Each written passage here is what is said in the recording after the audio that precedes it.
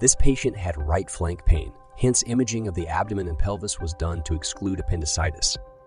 In such clinical history, we need to exclude all acute pathology that can occur on the right, which includes cholecystitis, pyelonephritis, ascending colitis, acute hepatitis, appendicitis, and the most common of all, renal or ureteric calculi.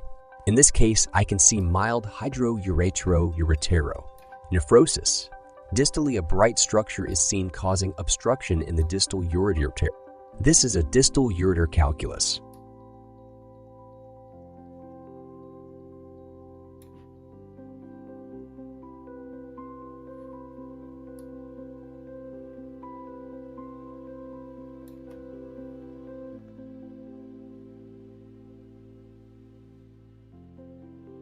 This CT scan was done for trauma.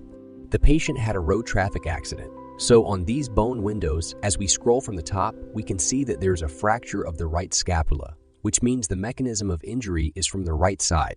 Hence, we need to exclude injuries first on the right side of the body. Scroll down as we look for rib fractures. Look for lumbar transverse process fracture and finally down to the level of the pelvis and sacrum. Did we see any fracture?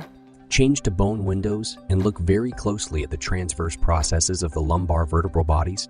I have not identified any fracture on the right side. The next step would be to look at midline structures for injuries rather than move to the left side. Midline structures from the odontal peg, vertebral bodies, spinous processes, and the sternum down to the pubic symphysis. In this patient, we can see upper thoracic spinous process fractures.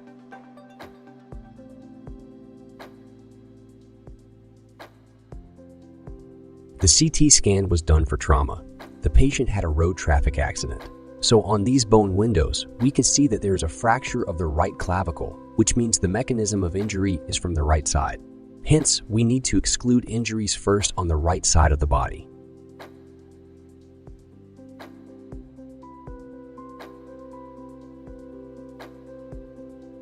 Scroll down as we look for rib fractures. Look for lumbar transverse process fracture and finally down to the level of the pelvis and sacrum. Did we see any fracture? Change to bone windows and look very closely at the transverse processes of the lumbar vertebral bodies. Yes, there are fractures of the transverse processes of the lone and L2 bodies.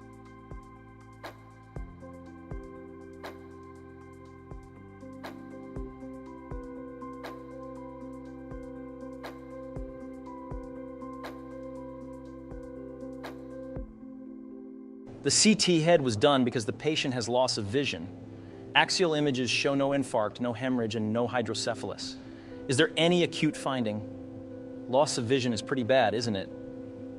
Can't miss any finding here.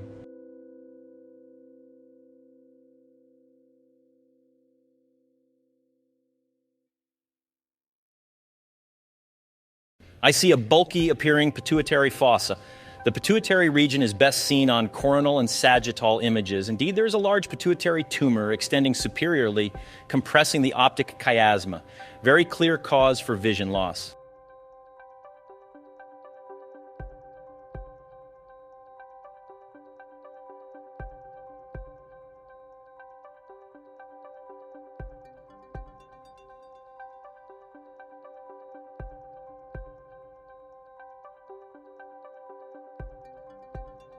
CT head was done for injury. Clearly there is a large acute scalp hematoma in the frontal region. No coup or contra-coup injuries, no extra-axial hemorrhage. Did you spot anything acute?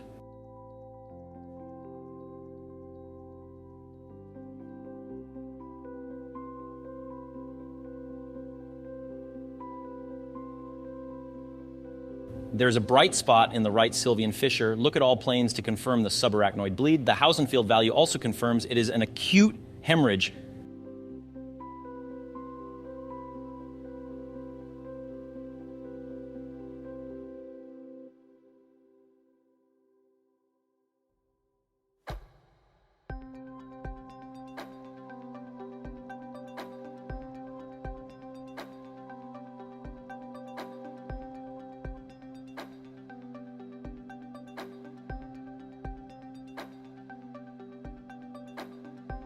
This patient has Clostridium difficile colitis.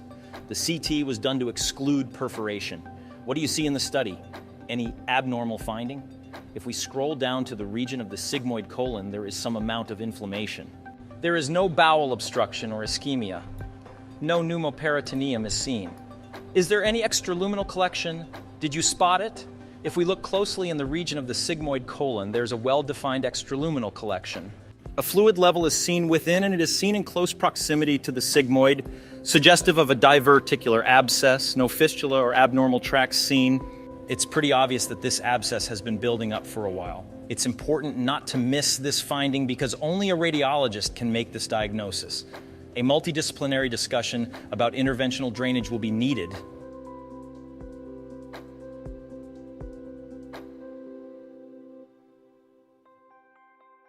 This is an interesting study because many young radiologists get excited when they see these images. You should know what this CT head shows just by looking at these axial images. Is it an acute hematoma? Is it an aneurysm? It is a calcified meningioma near the greater wing of sphenoid along the left side. On bone windows, you can see it's broad-based with expansion of adjacent bone. This well-defined extradural lesion shows homogeneous enhancement. The intracranial angiogram also clearly shows the lesion is not an aneurysm arising from the left middle cerebral artery. This lesion has classic meningioma written all over it.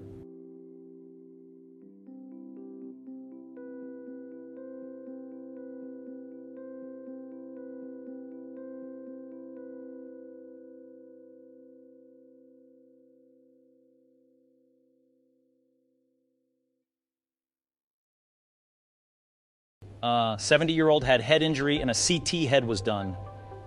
Hopefully you have picked up the right parietal hematoma. Interesting.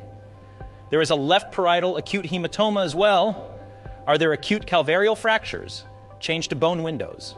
Bone windows clearly detect the parietal fractures on both sides, best seen on coronal images. Sometimes you have to wonder the mechanism of injury involved to have these bleeds. These bleeds are likely extradural as they are seen directly beneath the fractures. Neurosurgical referral may be needed in this patient.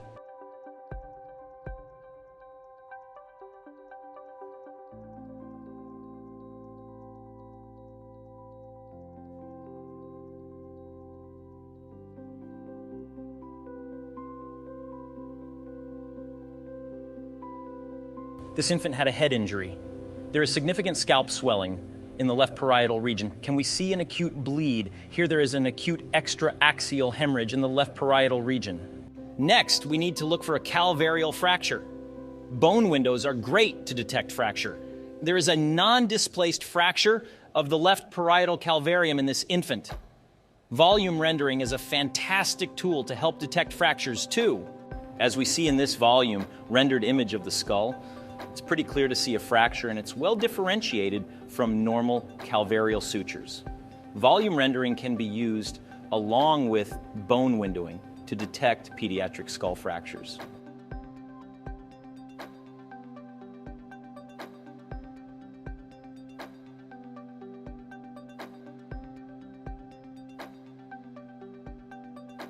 This CT pulmonary angiogram clearly shows filling defect in the right pulmonary artery due to an embolus.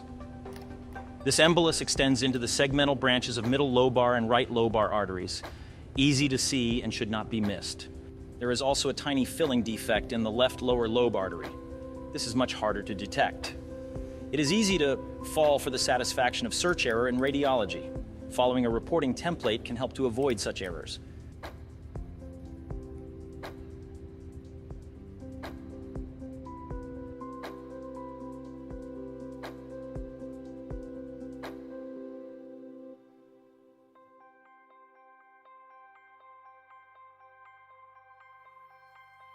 The CT head was done following head injury. As you can see, there is a large acute hematoma causing mass effect and midline shift. Subarachnoid hemorrhage and an acute right subdural hematoma is also seen. The subdural bleed is seen extending to the posterior falx and the right tentorium. A good radiologist would be expected to report on all these findings. An exceptional radiologist would have also detected the small acute bleed in the occipital horns of the lateral ventricles. Please share, like, and subscribe.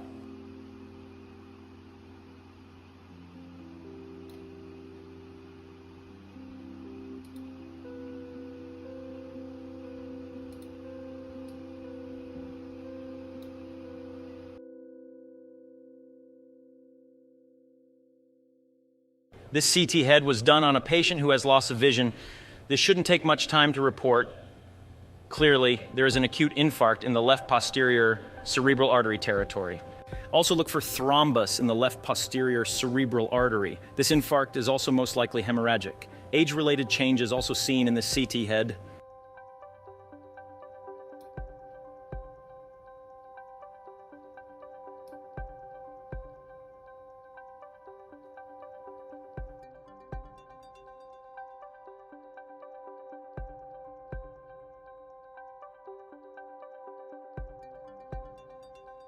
Let's try to find the source of obstruction here. CT abdomen pelvis was done, which shows dilated small bowel loops.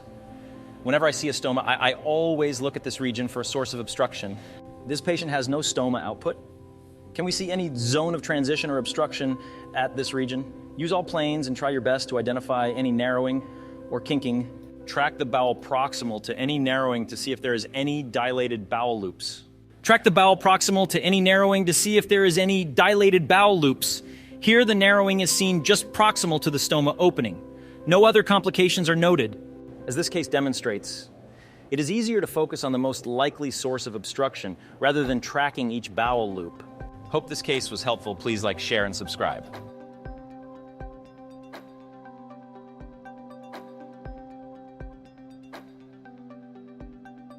This patient had a clinical diagnosis of aortic rupture, hence a CT was done to exclude aortic aneurysm. We can clearly see the aorta is normal and there's no aneurysm or retroperitoneal hematoma. So what's the problem here, if any? Can you see any abnormality? Did you spot it? If you picked up the inflamed and bulky appearing pancreatic tail, then you are right. This is clearly acute pancreatitis with peripancreatic fat stranding. No other acute finding is seen. A serum amylase test can be suggested to confirm the diagnosis.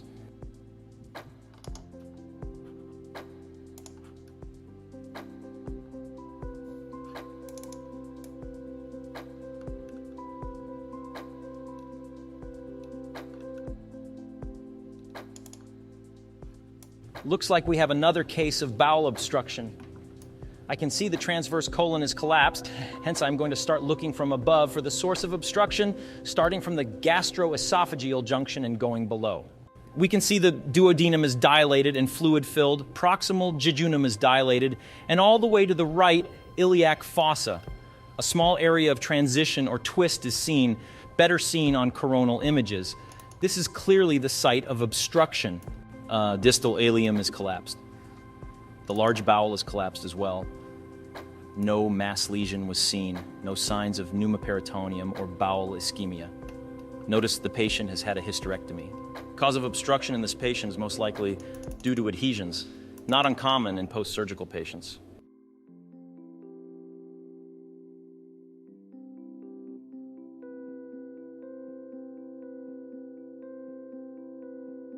This is a very interesting case. I've seen very few of these in the last couple of years. This patient has very high liver function test. A CT was done to exclude any cause of obstruction. Intrahepatic biliary ductal dilatation is seen. Common bile duct is dilated up to 15 millimeters. If we look distally, we can see an enhancing soft tissue lesion within the middle of the bile duct. This is best seen on the coronal and sagittal images. I think this lesion could be neoplastic as it shows homogeneous enhancement. Also, the obstruction causes back pressure changes, which explains the high liver function values. This patient most likely will require an ERCP. Cholangiocarcinoma is the first differential diagnosis.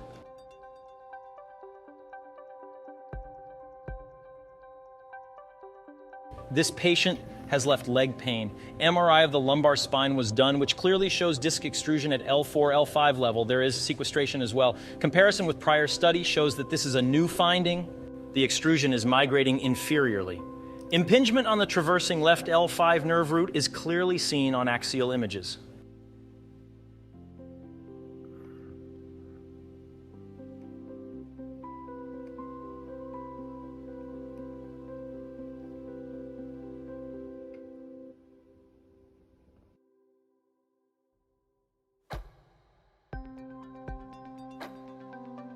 This CT scan demonstrates how artifacts can hide underlying pathology. This 7-month-old baby fell with head injury. As we scroll to the top of the head, we see motion artifacts distorting the image. Can we see any intracranial bleed in this study? Not really. A repeat study was done, and now we clearly see the scalp hematoma, extraaxial hemorrhage, and calvarial fracture. This shows why reimaging studies degraded by artifacts is important. This will avoid missing gross injuries, as in this case, and unnecessary complications for the patient. In this case, the baby had a big swelling in the parietal region, hence the decision to reimage was made rather than worry about radiation burden in this infant.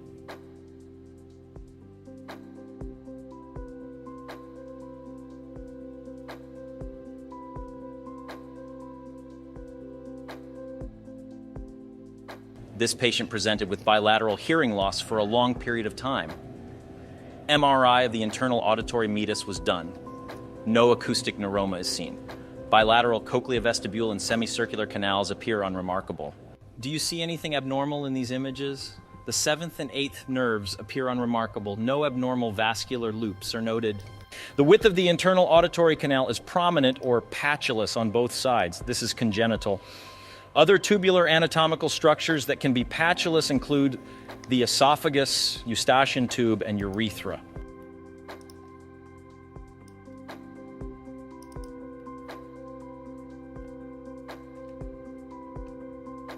The CT was done for abdominal pain and distension. No bowel obstruction or colitis is seen. Have you picked up the imaging finding? It's subtle, but it is there, and it's most likely the cause for abdominal pain. Along the anterior peritoneum, we see this circular area of fat stranding, which is characteristic of intraperitoneal focal fat necrosis. This is not an abscess, and this is not a collection. It's a spot diagnosis. Please read further about this pathology. They should not be confused with diverticulitis or epiploic appendicitis. I've published a case report on this 9 years ago. Please see the link in the description of this short video.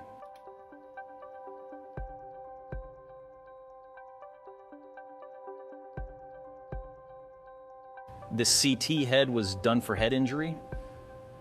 As you can see, there's acute scalp swelling in the left frontal region. There's another acute no which is usually missed. No extraaxial hemorrhage or subarachnoid hemorrhage. So what's the finding? Hopefully you have picked up the aneurysm in the region of the anterior communicating artery. This is the most common site of an aneurysm. This finding ideally should not be missed. Saccular-like aneurysm noted in all planes. This patient will require an intracranial angiogram with CT or MRI for further evaluation.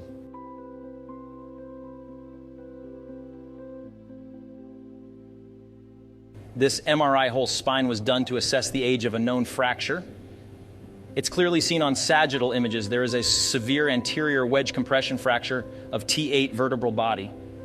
Now, is this acute or chronic? T2, T1, and stir sequences will help us to come to a conclusion. In this case, it is low signal on all sequences, which makes this a chronic fracture. No spinal canal compromise is seen, and this fracture is stable. This patient had a CT head for headache. Have you spotted the abnormality? I've seen only 3 of these in the last 10 years. Most of the time, this is missed. In the left orbit, a tiny hyperdensity of 2 mm is seen. This small calcific focus is called a drusen. They are hyaline depositions in the region of the optic nerve disc. They can cause vision loss. Special thanks to Dr. Murphy, consultant radiologist, for this case contribution.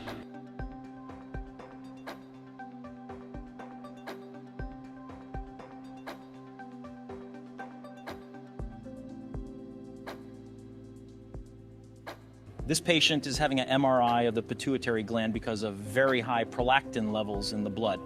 On the coronal, a small nodule is seen along the left side of the pituitary gland, suggestive of a microadenoma. These are MRI images of the spine.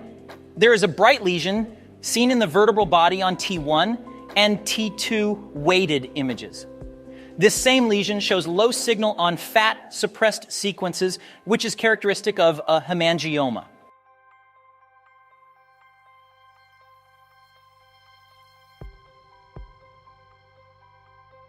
These sagittal images clearly show a large mass lesion arising from the anterior pituitary gland. It causes significant mass effect on the pituitary stalk and optic chiasma. This patient has headache and vision loss. This is clearly a pituitary macroadenoma. This CT study of the abdomen and pelvis was done to exclude bowel obstruction. The patient has severe abdominal pain and on examination has distension. As we scroll down on these axial images, we can see a grossly dilated loop of bowel in the midline of the abdomen. This is a dilated loop of distal ileum. We can also see a small area of transition in the terminal ileum. This is the zone of obstruction with collapse of the distal bowel. There is no evidence of pneumoperitoneum or ischemia. There is no mass lesion seen at the area of obstruction. The cause of obstruction may be due to inflammatory bowel disease like Crohn's, or obstruction could be due to adhesions from previous surgery. Nevertheless, the patient will require a surgical consultation urgently. Please like, share, and subscribe.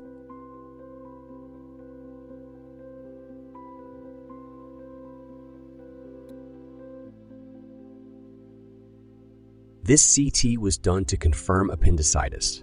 It is clear from these images that the patient has acute appendicitis. I wanted to talk about the importance of commenting on complications of an acute appendicitis. Complications include perforation, abscess, peritonitis, appendicolith. Any inflammatory bowel disease needs to be excluded. Any imaging features of neoplasia, like enlarged lymph nodes or a mucocele, needs to be excluded.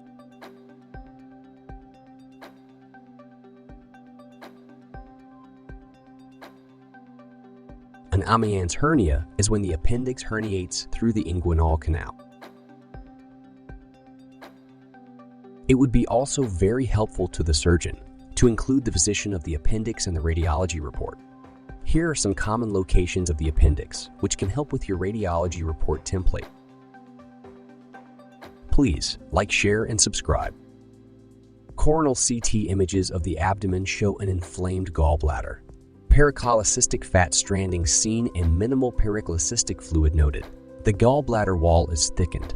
No perforation or complications identified and no radiodens calculi noted within the gallbladder. These are characteristic features of acute cholecystitis.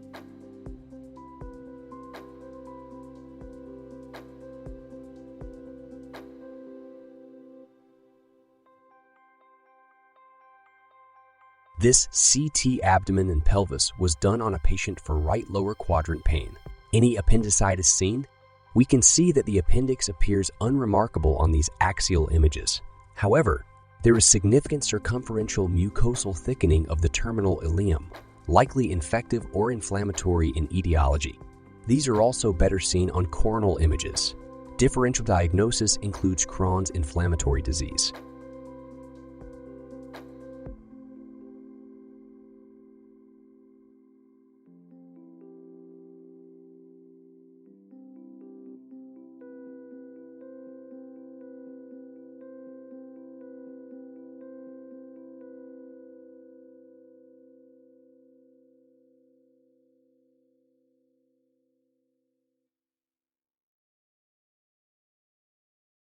This patient has ataxia and gait disturbance. The CT head showed no acute abnormality, therefore MRI brain was done to exclude an acute infarct. On MRI brain sequences, we can see high signal on DWI, low signal on ADC, high signal on FLAIR, and high signal on T2 weighted images in the right superior cerebellar hemisphere. These MRI brain sequences clearly show that this is an acute infarct in the right cerebellar hemisphere.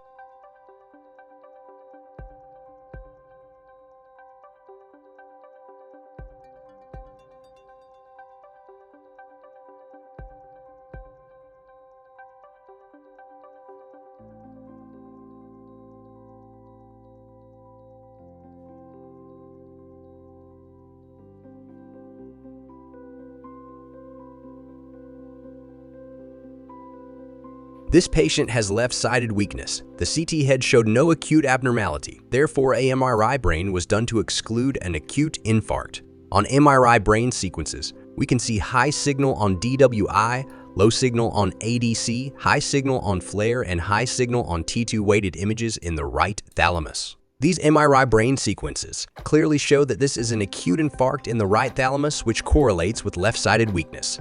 When the infarct is less than 10 µ, it is good to describe it as a lacunar infarct.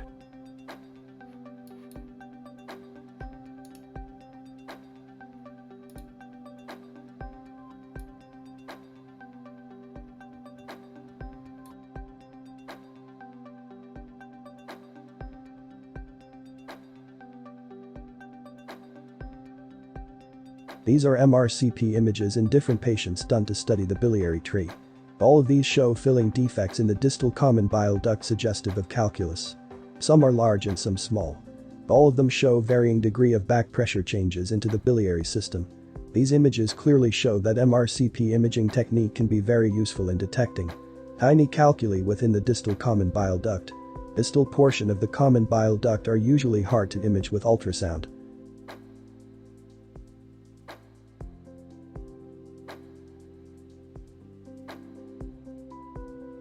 This computed tomography of the pulmonary angiogram was reported as normal. As you can see, the contrast within the pulmonary arteries show a value of about 105 HU. And no filling defects are appreciated within the pulmonary artery and its branches.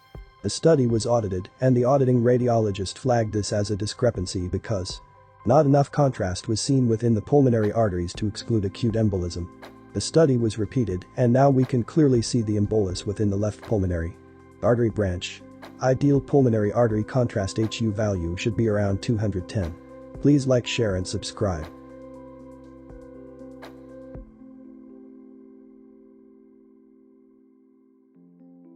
This patient presented with right-sided weakness. CT head was done to exclude an acute infarct. On the axial images of the CT head, a convex-shaped subdural hematoma noted in the left parietal region, which is a bleed. This bleed appears to have two density areas. On the sagittal images we see a lighter upper portion and a brighter lower portion. This is characteristic of an acute on chronic subdural hematoma. The acute blood is brighter and denser, hence seen lower than the lighter and less dense chronic bleed. This layering is also called a hematocrit level. An incidental basilar artery calcified aneurysm is also seen on this study. Please like, share and subscribe.